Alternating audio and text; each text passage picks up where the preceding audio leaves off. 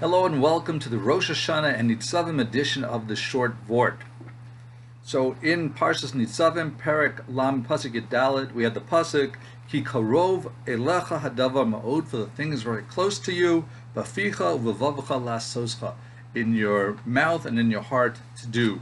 Ramban and Sforno say the thing we're talking about that's so close is talking about Teshuvah. But Rav Chaim Shmuelevitz asked in Sichos Mussar Tafshin Lamed Aleph, if it's something so close, how come so few people do Teshuvah? We find very few real Baalei Teshuvah. So he answers that a simple answer of Hergel. When someone gets habituated in a certain mode, we go on autopilot. Even if something is close nearby, we don't move out of our comfort zone to make that change and to do that. For example, something that we discussed previously, presumably in Bereshis, about Hergel, is when Yaakov Avinu was nifter and they're trying to bury him in Moras HaMachpelah.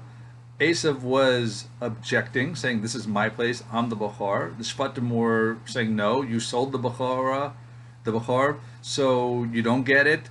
And it's going back and forth, this dialogue. Meanwhile, Yaakov is sitting and not being buried. Husham ben Dan came, who was deaf and didn't hear the dialogue.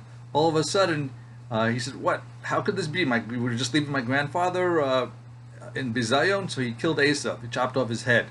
Why was it only Husham ben Dan that came to respond this way? Because everyone got habituated in the debate. When you're having a debate, you can start sometimes feeling the other person's side, and you get acclimated. So you don't make the rash and necessary decisions to make the changes and improve things. So that is the lesson that Rav Chaim Shmuelevitz says to us, that if we want to do tshuva, we have to act like Husham ben Dan. We have to say, "My hi, what's going on here? Don't treat my life the way it always is," and take an evaluation, take an inventory of yourself, and that way we can make the change necessary to do tshuva. He also adds that tshuva is actually one of the simplest things to do, and therefore it's a sign of the ultimate laziness.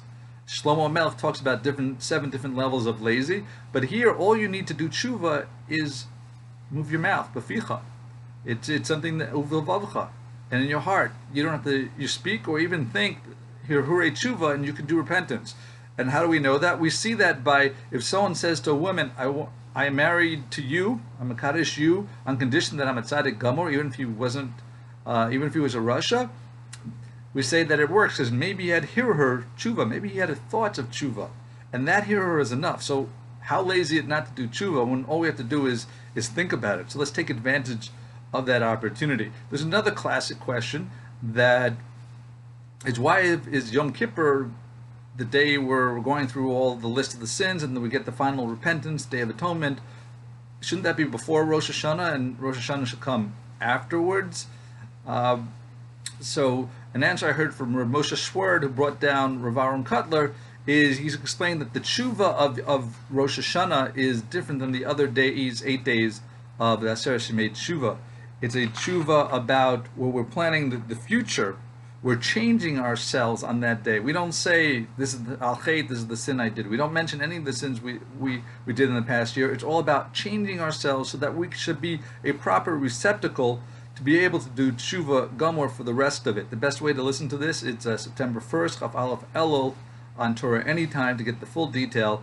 But the point is, right now we're being Malchus Hashem on Rosh HaShana. That's our goal, and to change ourselves as if we're born today, fresh start, and that we're deserving on Yom Kippur that Hashem will forgive us on the sins of our past. So let's take advantage of the opportunity that's close to us, and let's do Teshuvah Gemura. I wish you all, thank you so much for listening. You should all have a Shana Tova Masuka, a sweet and happy year. We should only hear Besiros Tovos. Thank you for listening. Shana Tova.